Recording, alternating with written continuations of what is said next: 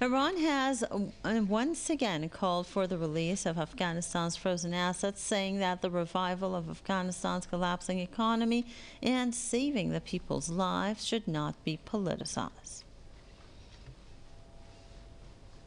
We call on the international community, and in particular donor countries, to live up to their responsibilities and extend new and adequate financial resources to Afghanistan neighbors to help Afghan refugees and displaced persons.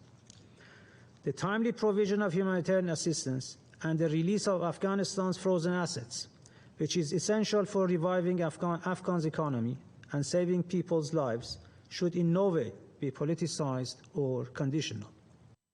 Parallel efforts must also be made to avoid the total... Speaking at a UN Security Council meeting on Afghanistan, Takhtravanchi warned that the humanitarian situation in the country is highly alarming and should be addressed urgently and properly. He also said an inclusive government, which includes all Afghan groups, is vital to build a secure country. Addressing the same session, Russia's envoy to the UN said regional and extra-regional players all agree that an economic disaster needs to be prevented in Afghanistan. Vasily Nebyanza, however, said that the main burden must be borne by those who occupied the country during the last 20 years. This would be on the understanding that the main burden of post-conflict economic and financial recovery and on the recovery of development of Afghanistan should be borne by the forces and military contingents who were present in that country over the past 20 years. Mr. President. The Russian envoy also reiterated his country's commitment to territorial integrity, independence, and sovereignty of Afghanistan. During the session, China's ambassador Zhang Jun also highlighted the necessity of preventing the rise of terrorism in Afghanistan. He urged the international community to support efforts made by Afghanistan's neighbors to help stabilize the country.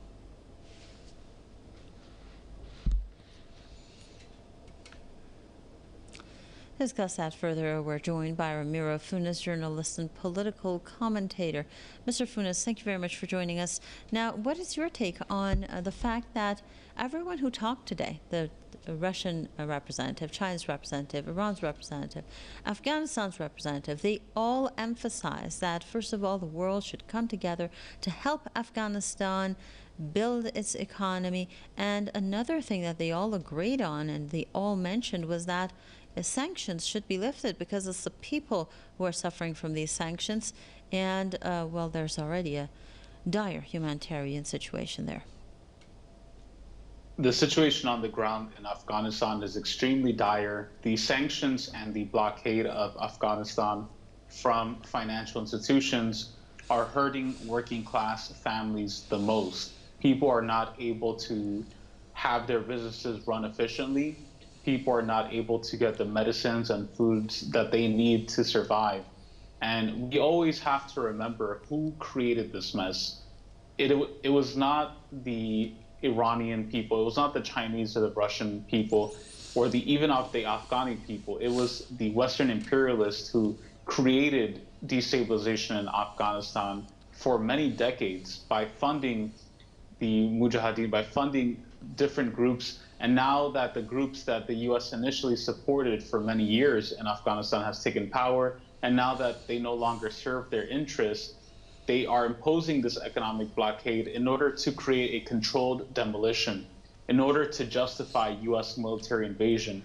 Because now what they can say is that without the U.S. troop and presence there, Afghanistan is a failure, and this will be justification for them to reinvade the nation. So it's more important than ever for the blockades or the sanctions against Afghanistan to be lifted, because it is the everyday Afghan people who are hurting the most.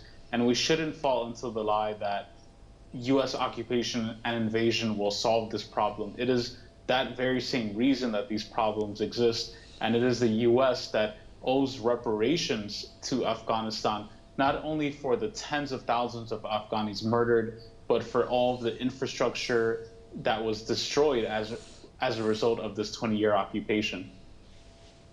So, Mr. Funes, do you think that this session will have any concrete results that would actually make a difference for Afghan people?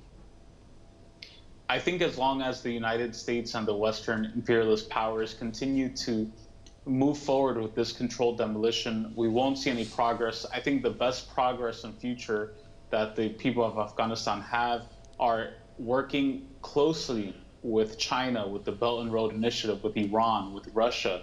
We know that the United States and the European Union, they are not interested in the peoples of the global south developing themselves. They do not want to see our nations prosper and develop. They accumulate profits through destruction.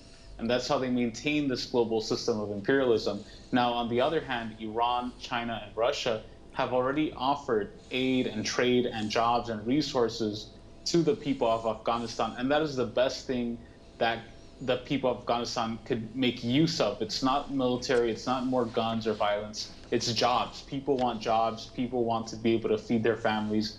And on the one hand, that will help combat the blockade and the sanctions from the Western imperialist powers. And on the other hand, it will also help to curb extremism in Afghanistan. The best way to curb extremism and Saudi-backed Wahhabi factions like ISIS-K is through jobs and education and development. I think that is the path forward. Thank you very much, Ramiro Funes, journalist and political commentator, joining us from Los Angeles.